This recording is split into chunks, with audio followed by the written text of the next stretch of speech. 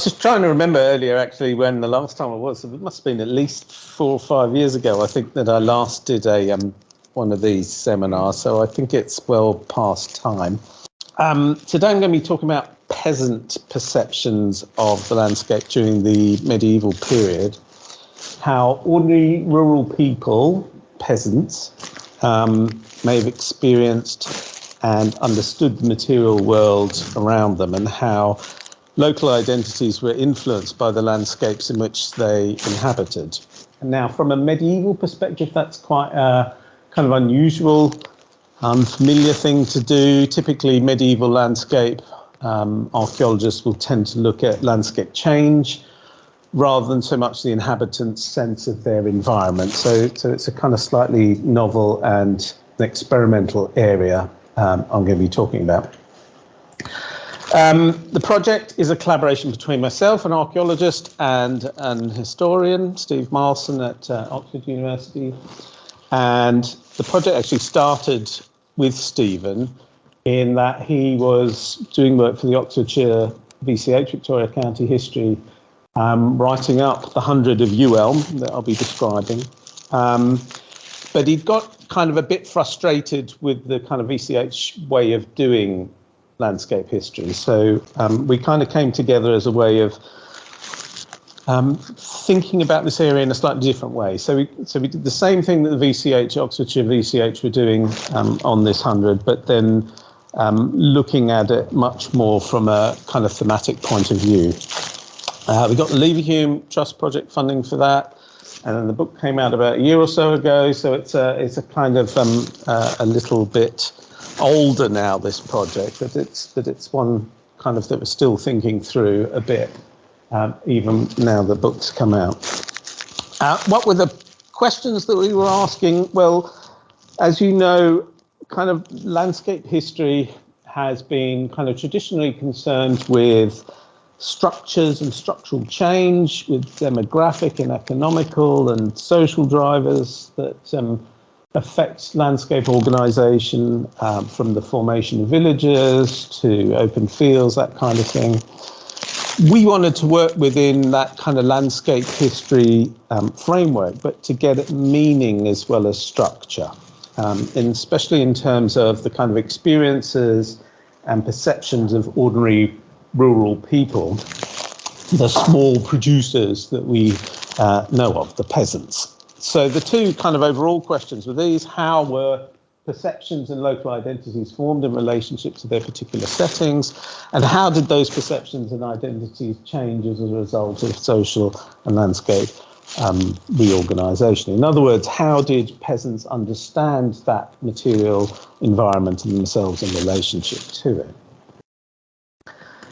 These were kind of seldomly questioned ideas, certainly not an in-depth study looking at a particular area over a long time period. And that was kind of our avowed intention then, was to take a slice of England and then to kind of think about how we could think through those ideas across a long time scale. So obviously inspired by some of the famous Annales exploration, medieval France and so on, but to apply it in an English setting. And kind of work in a sense on pre-existing medieval history that had looked at the relationships between lords and peasants, or between the workings of peasant communities, issues such as customs and popular memory. All these things are quite topical at the moment. But we wanted to frame them really within a clear spatial approach. So thinking about the influence of perceptions and identities of factors such as the extent of settlement nucleation or dispersal or different types of farming regimes. And we hope that we could kind of shed more light on existing fruitful ongoing debates about landscape and community types amongst medievalists and early modernists. So the project was designed to understand people's experience in this kind of fine-grained way, and to kind of think about whether through a landscape approach we could uncover differences as well as similarities over class and time and place, rather than to kind of present a very generalised picture. So it was really trying to do a proper bottom-up piece of research. So we took this long timescale from AD 500 to 1650, and that meant that we could address some of the big kind of historical questions of that period, things like settlement nucleation, formation of local estates and parishes, demographic growth, collapse in the Black Death, things like the Reformation, all of the kind of big issues that happened during this time. And the area that we picked was this one. It's a kind of smallish but varied area of mixed landscape as a case study, and it's a former 100, so an administrative unit established around the 10th century, occupying about 10,000 hectares of lowland vale and hilly wood pasture, which rises up to about 230 metres above ordnance datum. So there's 14 parishes in total, and they are kind of the main ville in this 100 is Benson, down the bottom southwest side of that block, close to the River Thames. And surrounding kind of settlements, Benson kind of falls into this classic vale type landscape. So it's relatively low, flat, surrounded by open fields, fairly early and concentrated, nucleated villages. And that kind of contrasts with the southeastern part of the 100, which lies on the Chiltern Scarp. So there we've got a much more kind of hilly landscape. It's dry, it's well wooded, it's characterised by much more scattered settlements, dispersed hamlets, where much farming was done privately in enclosures. And charter evidence, even from the early medieval period, already kind of suggests that people in the Vale thought of the Chilterns as a somewhat different type of landscape. And physically it does look quite different. So this 100 kind of was picked for lots of reasons, but one of them is that it kind of sits on this classic English kind of juncture that's often described, namely the central province, this area of more extended nucleated open fields, and the southeast northwest ancient landscapes that have this more dispersed character to them. So it sits across that divide, and that kind of small scale case study that we just explored actually could stand in as any other case study along this larger area. And here's our reconstruction of the 100 in about 1300, and you can see from this already that the Vale settlement character is quite different to what we have in the Chiltern. So each of the individual strips of the open field systems are still visible. So that's the dense kind of brown stuff. Those are all of the individual strips operated by local farmers. Obviously much less woodland cover. And contrast that with the Chilterns, where one has far less nucleation, far fewer of these open field strips, much more surviving remnant woodlands, these kinds of things. So we've got this kind of contrasting landscape that is already visible in the written sources. What are the sources that we use to reconstruct this? Well, for this period, we are lucky, and this is one of the other reasons for picking this area, because kind of local circumstances have meant that we've got this fantastic documentary archive to draw on. Much of this whole area passed through the Oxford colleges, which is only kind of 15 miles to the north, and the archives colleges, or the Oxford archives, have these fantastic court rolls, deeds, records, a whole range, even very early maps going back to the 16th century that survive for this area. So we have this huge kind of written archive that we could draw on to kind of reconstruct these landscapes. And that allows us actually to recover not only the kind of macro scale layout of this landscape, but right down to individual villages, who owned what property, the different social classes and ownership patterns of these different properties. And we can time slice it. So here in 1300 in Cuxham, we can actually populate these landscapes with individuals. We can look at who they are, what their statuses were, how wealthy they were. We can as I say, look at those, if we wanted to, century by century. By the 15th century, of course, after the Black Death, one is looking at the gradual contraction of the village as some of these tofts are given over, abandoned, as the population of Cuxham contracts. So we've got this absolutely fine-grained kind of information, detailed knowledge about the evolution of individual settlements over these 1600 years or so. And this is kind of what I'm going to be talking about mainly today, namely the fields names. So we have thousands of field names that we were able to plot onto these landscapes. Right? So this is using, as I say, the written sources, oftentimes kind of retrogressively analysing 19th century tithe maps, and then we could repopulate, if you like, the names that the peasants were giving to every part of their fields, pretty much. And we can, again, time slice the evolution of those particular developments. So these give us kind of really interesting potential data sets to explore what those farmers were doing in those landscapes, what they were saying about those particular landscapes. And of course, we can kind of zoom down, we can also zoom out, and here we can look at things like economic and social structures, the market networks, here those connections from Wallingford, the major burh in the locality, and all of this kind of evidence together allows us kind of firm empirical base for thinking about the perceptions. Now, how exactly did we get at perception? And that's the kind of tricky thing. And the obvious problem here is that we don't have any obvious testimony. Unfortunately, medieval peasants don't leave diaries or personal accounts very much. So it's a bit of a problem. But what we argued is that by close examination of those field names, also a lot of personal by-names, so the precursors of our modern surnames, which often associate individuals to actual parts of the landscape, that we could get at something of the peasant perspectives by combining that kind of data with a close understanding of the landscape itself, the types of soils, the types of topography, the ownership, the use rights.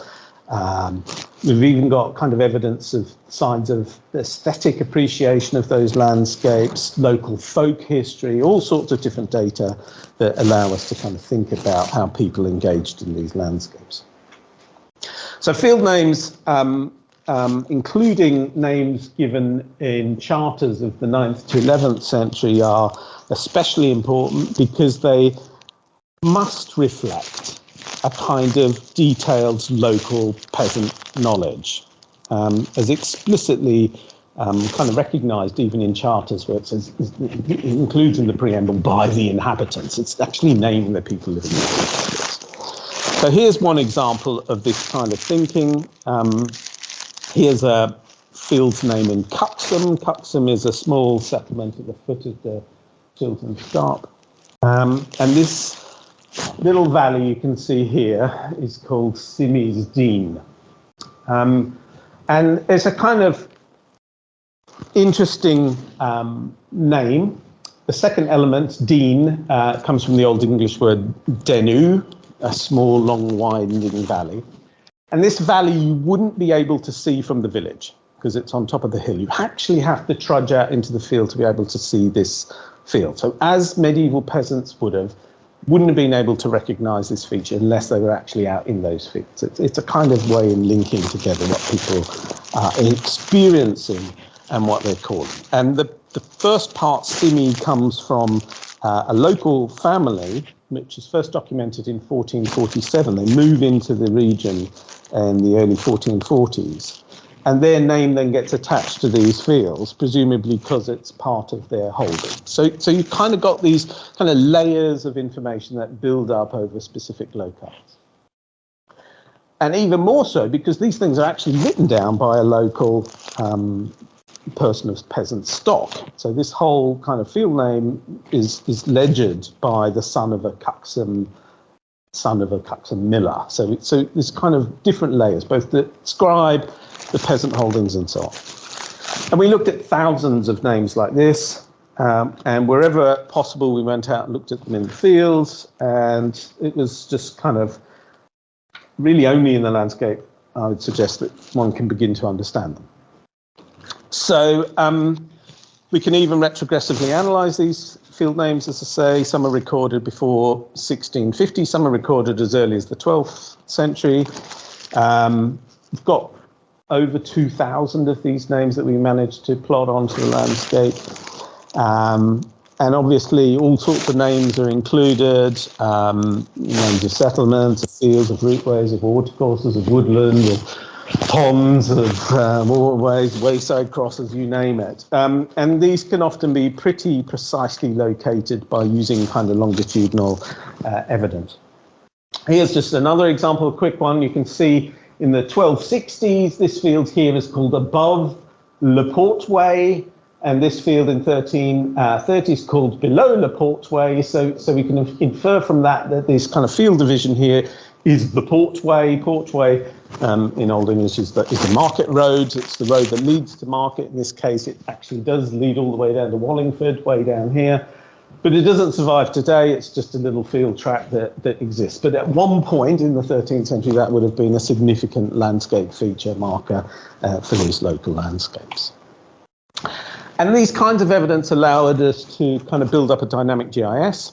So just using that example of transport network, we can create a kind of the laying up of different routeways across these landscapes through time.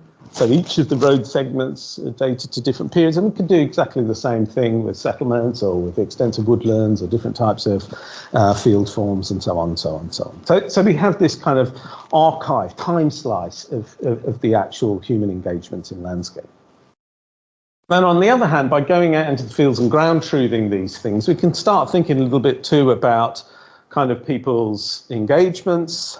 Just as an example, we got all the locals to ring their tenor bells in their churches and then sent off volunteers running around to kind of record the audibility of those church bells and calculated a kind of sound shed, if you like, of each of those church bells.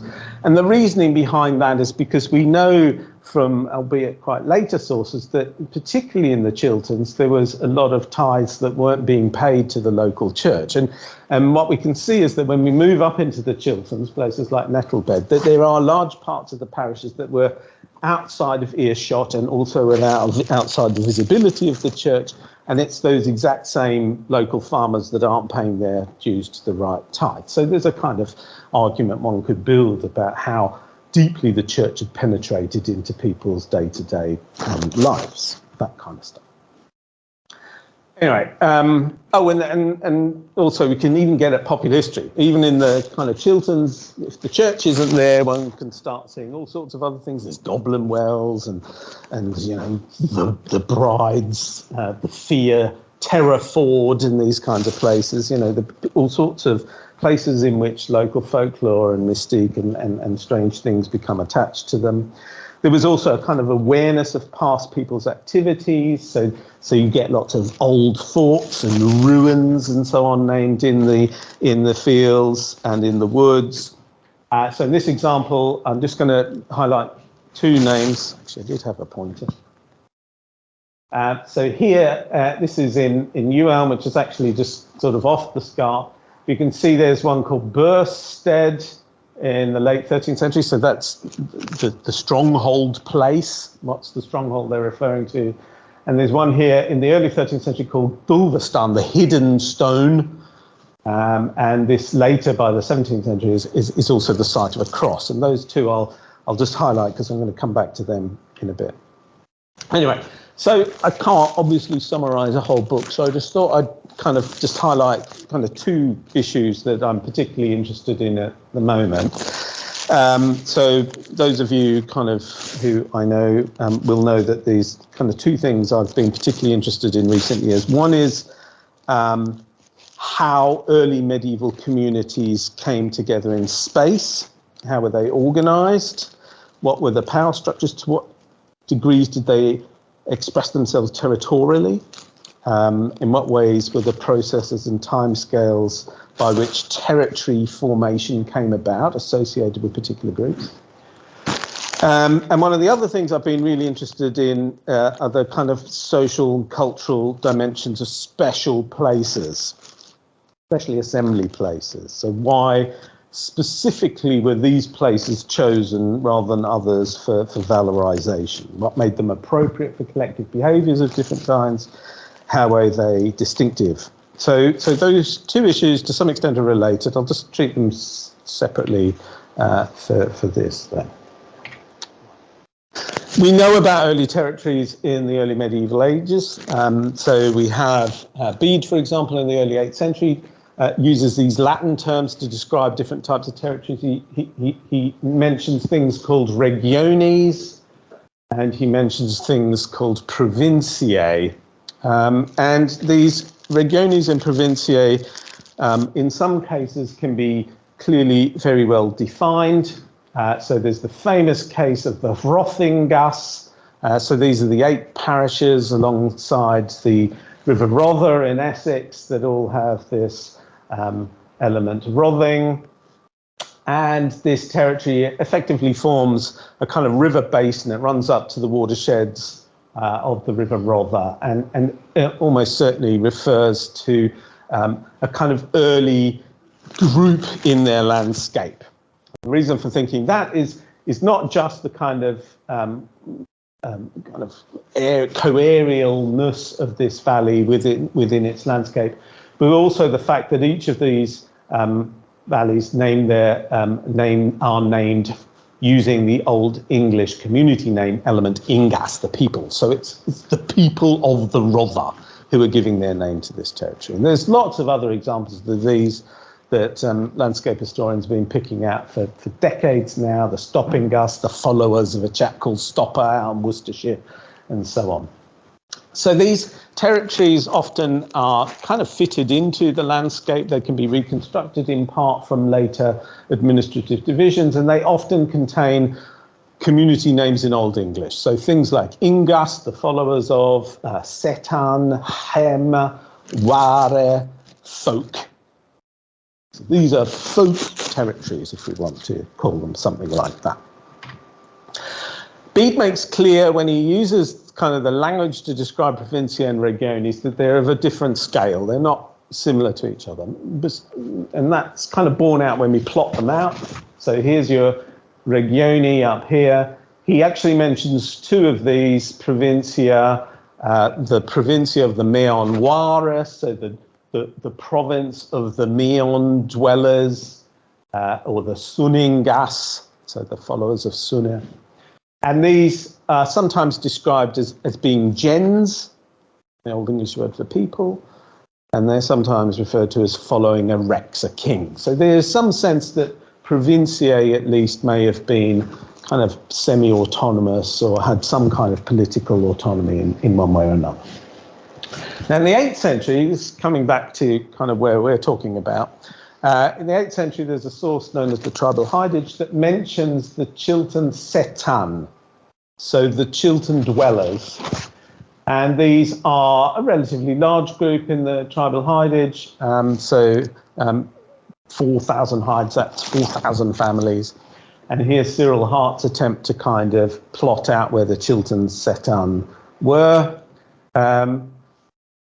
Others have argued that this kind of archaic territory of the 8th century is fossilised in Domesday Book in the bounds of the 5 Oxfordshire hundreds, the administrative districts of South Oxfordshire, and the 3 Buckingham and Chiltern hundreds. So effectively one has a kind of region described in the 11th century that might well have its origin in the 8th century. And this has quite a distinctive form in that it's kind of bounded in the south by the Thames, and running through the spine of this whole kind of wider district is the scarp of the Chiltern. So you've got the high upland and the rivers below. And the reason for pointing that out is because this is a classic Siedlungskammer. This is the type of kind of settlement landscape that we recognise for early medieval Europe right across northern Europe. It's again and again and again you see these Siedlungskammer that have this essential form, and the kind of farming ecological model that sits behind that is being described as the river and wold model. And the river and wold model we heard about a few weeks ago in Andy Marget's paper. That's essentially a case study in river and wold. It was first defined, in fact, looking at the Weald by Alan Everett back in the 1970s. Other people like Charles Fithian Adams and Tom Williamson and others have kind of described case studies of these again and again. And the river and wold model essentially argues that primary settlement is on the kind of riverside, on the best farming lands, and that originally the Walden districts, the more marginal uplands, are exploited temporarily or seasonally, and that over time, as those settlements become more fixed and more permanent in those landscapes, they are still tenurally dependent on the primary settlements that kind of from which they originated. So there's a kind of farming logic to it, but that farming logic leads to a tenurial logic, and that tenurial logic in turn ends up being fossilized within the administrative logic. So there's something linking these three together. So the implications of river and wold is a kind of classic population ecology model, really that, you know, as population expands, those Walden districts become colonized, become more permanently settled. In periods of, you know, population decline, they contract back into the kind of riverine systems. But also, as I've already said, that there's this kind of power relationship between those river and Walden settlements. And that pattern of settlement, as I say, leads to the administrative geography. The administrative geography is essentially pasted onto the farming systems from which they originated. And we can actually chart, in this case, in South Oxfordshire, that process happening. So we've got Benson is the early medieval estate centre of this extended district, as we've said, certainly in existence by the 8th century, probably already in the 7th century. It's a major great hall complex, and it has, as we said, continuing rights across this Chiltern-Setan region right through medieval times. But over the course of the late first millennium, it starts getting chopped up. And we can see that process really clearly in that first you get a charter granting lands to Worcester. So the establishment of a new minster at Purton. And you can see that that estate that's established there runs perpendicular to the Scarp. It's a kind of classic strip parish, this attempt to try and keep all parts of the farming system contained, that it's still self-sufficient, so it's a kind of formed up the Scarp. It's a spurious charter of the 8th century, but it almost certainly is there by the mid-9th century. And the reason for thinking that is because the next charter in our sequence, it's a much more compact unit. It's in the middle of the vale, just as it comes up onto the early uplands, forelands. And it's 6 hides at Brightwell Baldon, but it's joined into this pre-existing estate. They're kind of adding in some more agricultural lands into their demesne. It's a genuine 80s charter, and in the preamble for this charter, it actually says the 6 hides that had formerly belonged to Benson. So it's kind of telling you, really, that the pre-existing estate extended over a much larger region. The next one is to Newnham Murren, and it follows again a kind of strip parish. In fact, it is a strip parish in this case. It's the parish of Newnham Murren. So this economic logic is repeated again and again. So if we were going to describe what's happened by the 10th century, it's essentially a kind of divvying up of landscape of estates that were there at least 150, 200 years before they start being divided up. We've got, by the 7th century, the Benson Great Estate. By the 8th century, we've got Purton and Lewknor further to the north. And in each of these cases, it's the kind of subdivision of these larger territories into private ownership. And it's basically what Helen Cam was writing back in the 1940s, that's saying by the 13th century, half of the hundreds had been granted over into private hands. In this case, we can drag that right back into the 10th, 11th century. That process has already started here. So we're looking at the kind of carving up of community lands under new private ownership, under private manors and minsters. But in each of these cases, they're preserving that economic structure, that kind of river and Walden arrangement. And by the time you get to Domesday Book, here in red are all the kind of dependent appurtenances of Benson, and you can see that they still stretch all the way from the river up to here. Of course, in this case, you haven't got a charter because that was originally the land. It hasn't been granted away in this particular case. And those make sense of where I'm arguing the assembly place of the 100 is. It's a place called Chelwolf's Tree in the parish of Ewelme. 100 is referred to by two different names in medieval times. It's referred to as the 100 of Benson. It's also referred to as the 100 of Ewelme. And when you get that happening, two different names applied to the same 100, typically it means that, you know, one of them is the main ville, Benson in this case. The second naming is telling you where the assembly place is. So it's somewhere in Ewelme 100. And as I've said, we would argue that it's this place, Chelwolf's Tree. And Chelwolf's Tree is really interesting. So this is when it's first referred to. It's referred to in the 880s in the charter bounds of a grant given away at Brightwell Baldwin, and you can see it there, a longue Islebeck Efton Chelwolf's Tree. So a long hostage ridge back to Chelwolf's Tree.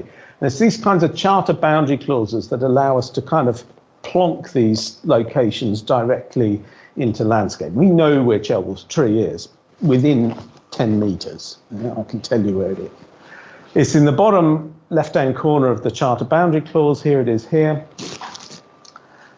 And Chelwolf's Tree is really interesting because there's been so many interesting archaeological finds in and around this site. So back in the early 20th century, there was clearly two early Anglo-Saxon cemeteries excavated around this location, high status copper alloy vessels, horse harness gear bits from the Rumbold's Pit sites, and horse harness is high status stuff, but they're physically separated. They're two quite distinct clusters of burials datable to the 5th to 7th centuries, and they lie alongside a route which is described in the same charter boundary clause known as the Fildenner Woodway, so the droveway to the wood for the open country dwellers. It's effectively what that translates. So it lies on a major droveway that runs up into the Chilterns and down into the Vale. You've got these cemeteries either side of it, and then around this site there's been loads and loads and loads of metal detector finds in recent years, and those metal detector finds include more 5th to 7th century cemetery gear, but also extending beyond the lifetime of this cemetery into the Middle and Late Saxon periods, loads of single coin finds. So we've got loads of 8th century shatters, so pennies, and typically when we see single coin finds, we assume them to be casual losses as part of everyday trading on the site. So they're on the fields immediately below. We did a whole bunch of excavations in the bottom of this, and there are some kind of settlement indicators. And these finds, as I say, extend from the end of the pagan cemetery through the 8th right up into the 11th century. So we've got a continuous spread of metalwork across these fields that attest to the kind of afterlife, if you like, of this site continuing to play some significance in the local landscape. Now, there are analogies for this. So this is a site our colleague Andrew Reynolds wrote up 20 years or so ago at a site excavated in advance of High Speed 1, the Channel Tunnel Rail Link. And this site, he argued, was another one of these kind of significant palimpsests of continuous use. And all of the same kind of characteristics as we've just described for Ewelme existed here too, in that the 100 meeting place is called Heen. The enclosure that's preserved, this bit of wood, is called Heen Wood, that survives here. These trackways were archaeologically investigated and are Roman in date, perhaps even Iron Age in date, continuing through the Roman period. They survived to the present day. You can see Bronze Age barrows here, a whole series of Roman and Iron Age enclosures, and surrounding these are 4 Anglo-Saxon cemetery clusters. but discrete, either side of the trackway. You see they're not dug into the trackway and clustering around these different barrows here. And here too, there was a continuing metalwork signature recognised carrying on after the cemetery was abandoned right through, again, 8th to 11th centuries. And just one more, I'm just kind of emphasising the point. Here's another one from Kent. It's the 100 of Cornerly, which takes its name from the assembly place Quernlawr, the Mill Hill. And by a weird trick of fate, it's actually called the Mill Hill today, but it was even originally called the Mill Hill. So Cold Blow. And here we have two early Anglo-Saxon cemeteries, 1 and 2 here, strung out alongside the Shire Way. So again, a significant route way. So you've got all of those characteristics. Oh, and then there's a productive site of metalwork, the Great Mungham parish just to the north of the cemetery. So again, one has this kind of recurring pattern of use that stretches across 1,000 years. So then we can go back to South Oxfordshire and rethink some of the evidence that we have here for the early medieval period. And actually there's something quite interesting, I think, that we can say about early Anglo-Saxon cemeteries in this region, in that the cemeteries of the 5th to 7th centuries kind of can be linked very closely to the best amenable soils, the easily worked river gravel terraces along the Thames and the Tame here. So in orange shades, you've got kind of the best quality soils from a kind of early farming perspective. And those are the clusters of the two estate centres at Benson and at Dorchester-on-Thames. So here we've got, you know, long-lived concentrations of settlement and burial. On another one of these pockets, there's the cemetery of Berensfield, so well-published early Anglo-Saxon burial site. And you can see that this kind of pattern of cemeteries inside their little kind of good, amenable soil pockets works quite well. This Ewelme one looks different. And Ewelme sits almost at the edges of that, has a much smaller kind of hinterland of amenable soils, sits really between that transition zone on the left there of the good soils and the more upland scarp on the right-hand side. And it's interesting that this is the only polyfocal cemetery where one has multiple cemeteries strung out along a road. All of these other ones are much more kind of traditional, what we call a traditional single inhumation or mixed rite cemetery. And that's interesting. You know, why have we got this kind of different burial practice? We talk about Saxon cemeteries all being alike, but actually there's significant differences between what they look like.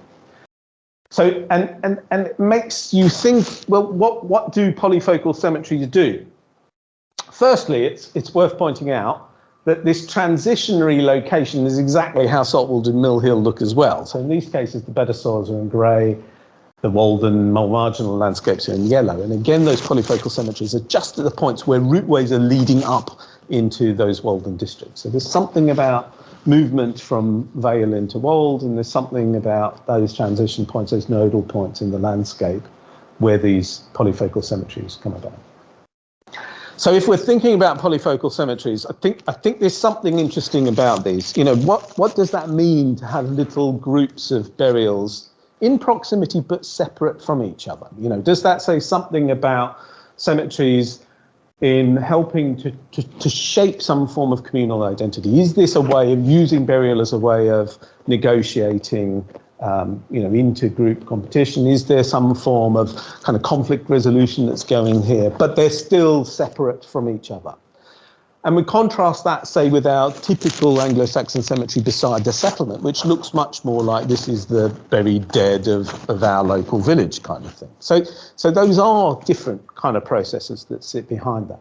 And the interesting thing about Berensfield is one of the Anglo-Saxon cemeteries that had the most extensive and earliest isotopic analysis done of it, is that showed a significant proportion of non-British immigrants alongside British immigrants. So in that community, it kind of resolved any potential ethnic conflict. They're all being buried together, they're in the same cemetery, and yet in these cases, then are we using a different kind of practice to resolve it? They're kind of coming together across the landscape. So there's something potentially really interesting here about these different ways? And is it something about this as a place where people from different groups are coming together to bury their dead in the early Saxon period that predicates their use as being places for assembly later on in the period? Is there a kind of memory of these as communal places for a more wider landscape? Is that something that's happening here? It gets more interesting, because if that's one of the things that's happening, there are other things happening too. Have I got time for this? Quickly.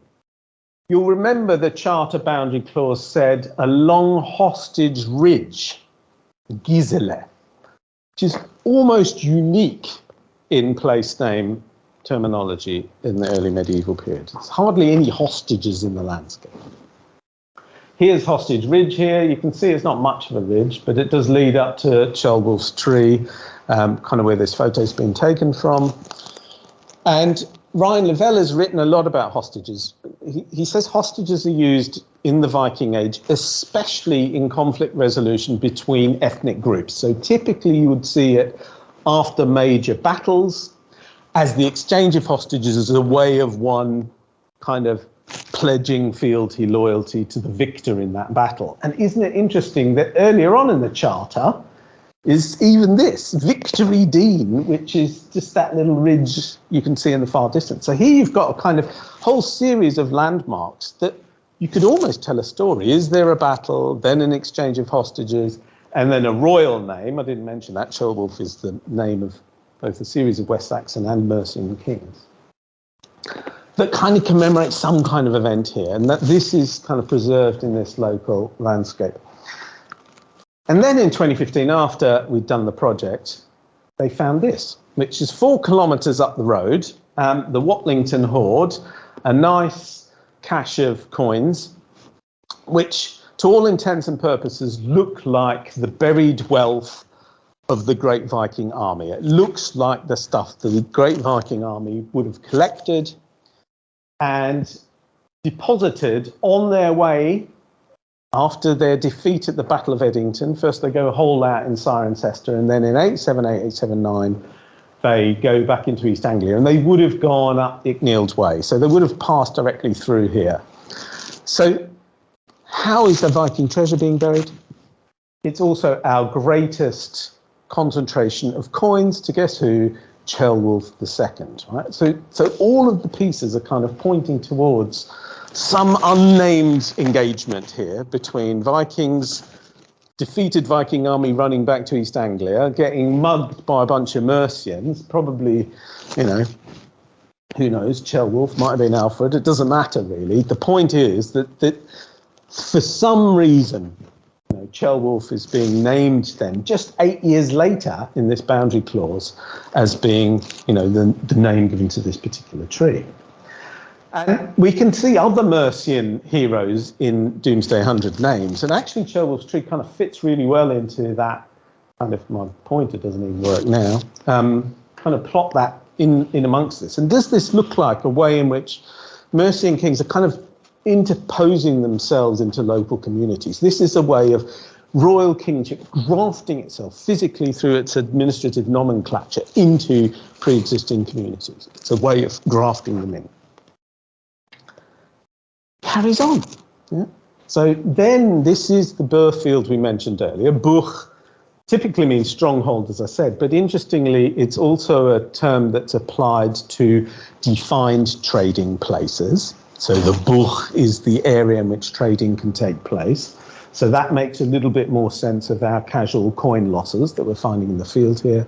And this is the same location where the hidden stone is that is then, by the 17th century, commemorated by Dunstan's Cross, which is located again on that same location. So we've got, you know, over 1,000 years of different meanings being layered onto this particular location. Different meanings, you know, communal burial place, trading site, assembly place, Christian landmark, you know, layered on top of each other. And this is what it looks now. Yeah. we need a big plaque there. It's a pretty nondescript crossroads in the middle of nowhere now. But for over 1,000 years, this is one of the most significant places in South Oxfordshire.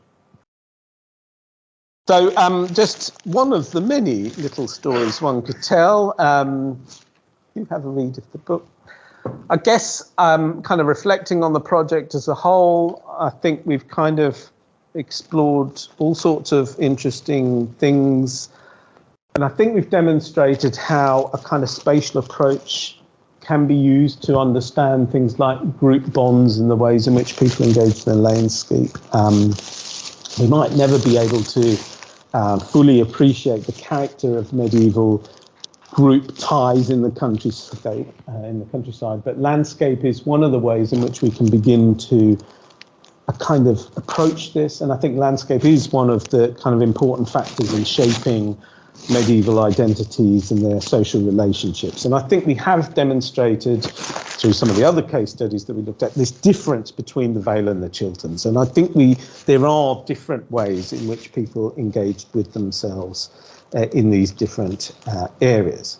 And I think we can trace a kind of deep history of community identities through these later sources. We can chart the evolution of people and the places that they invested with meanings. And I think finally our results were able to nuance some of the traditional models of upland-lowland contrast to show differences between larger and smaller and more clustered settlements within the lowlands. I think probably that arable farming areas in closes had different group bonds than arable open field communities. I think there are demonstrably different kind of ways in which they engage with each other. And indeed more pastoral areas shared large commons with separate settlements, and there's a kind of greater overarching collective identity that can be expressed in those areas.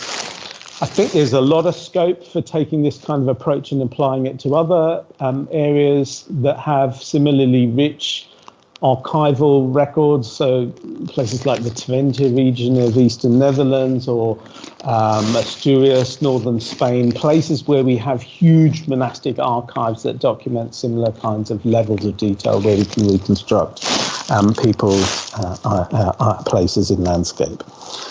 Whichever area is compared, I think appreciation of all these ideas requires this very detailed landscape analysis. Thanks. That's it.